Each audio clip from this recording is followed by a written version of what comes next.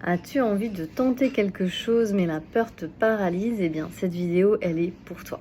Et donc après-demain, je vais donner mon premier speech Yonjo no Kabe sur la crise de la quarantaine. Et donc, donc forcément, j'ai une appréhension, je suis pas autant à l'aise que si ça avait été un speech en anglais, etc.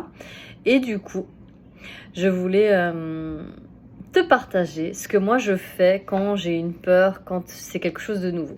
Premièrement, ce que je me dis, c'est tout bête, hein, mais je vais pas mourir en fait. Je vais pas mourir.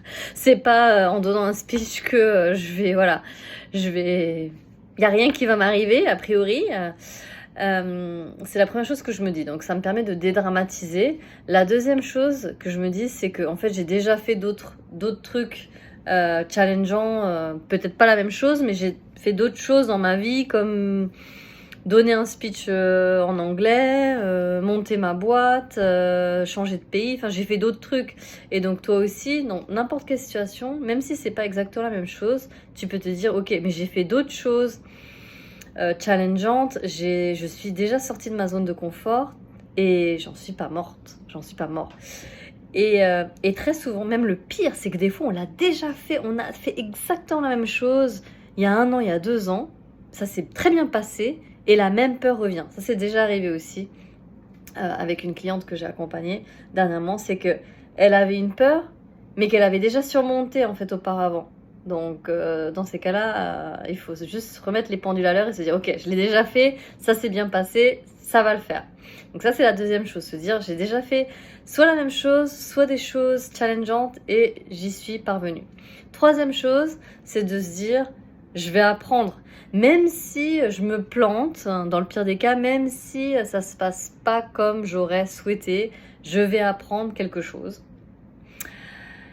La quatrième chose, c'est de se dire qu'une fois que ça sera passé, déjà, je vais me dire que c'était pas la mer à boire au final. Et en plus, je pourrais me féliciter de mon courage. Et même de mon succès, éventuellement, si ça se passe bien. Donc c'est ça, c'est de se dire... Et très souvent, c'est ce qui arrive. Juste là, prends quelques secondes, pense à un challenge que tu as surmonté. Et avant de le surmonter, tu t'es dit, ça va pas être possible. Tu vois la montagne, tu dis, je vais jamais pouvoir la grimper. Puis une fois que tu es en haut, tu regardes derrière, tu fais, ah, c'était pas si compliqué que ça en fait. Ouais. Donc là, on a fait les 4. Et le dernier, c'est que une fois que tu as fait ce challenge-là, tu te dis, mais en fait, non seulement je peux le refaire, mais en plus, je peux surmonter d'autres challenges. Parce qu'en fait, plus on sort de notre zone de confort et plus on se lance des challenges et plus on les accomplit, en fait, on les fait, plus on prend confiance en soi, on prend confiance en notre capacité à surmonter des challenges. Et en fait, pour moi, vraiment, la confiance en soi, ça vient avec l'action. La confiance en soi, elle peut pas venir qu'au niveau mental. Elle peut pas que venir quand on se dit « Ah, je vais y arriver, je vais y arriver ». Non, ça suffit pas en fait. Parce qu'il faut se dire « Je vais y arriver » et puis après le faire et après regarder et se dire « Ah, ok, je l'ai fait ». Et donc, voilà. En résumé, quand tu as une peur et que tu es paralysé, pour débloquer tout ça, 5 points. Je vais pas mourir.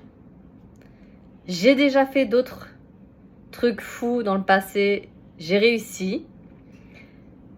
Je vais apprendre. Une fois que ce sera passé, je me dirai que c'était pas la mer à boire et je serai fière de moi. Et enfin, je vais pouvoir tenter des nouveaux challenges et ma confiance en moi, elle va faire que grandir. Allez, je t'invite à y aller, foncer et puis surtout, si tu veux, partage avec moi le challenge que tu vas surmonter ou que tu as surmonté pour que je vienne célébrer avec toi. À bientôt, matane. Ciao, ciao, bye bye.